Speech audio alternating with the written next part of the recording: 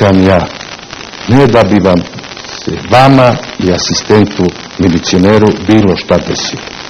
Ja u životu mrava zgazio nisam. Nego, pre nego što bilo šta budete u mogućnosti da uradite na gašenju, fizičkom gašenju televizije Palma, morat ćete da okrvavite ruke mojom krvlju. Nije ovo patetika. Ovo je stvarnost. Nema sile, nema para kojim ćete da me naterate da vam priznam da je vaša mržnja jača od zakona.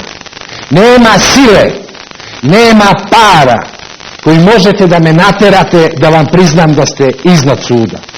Vrlo jednostavno. I ovo ćemo istjerati do kraja.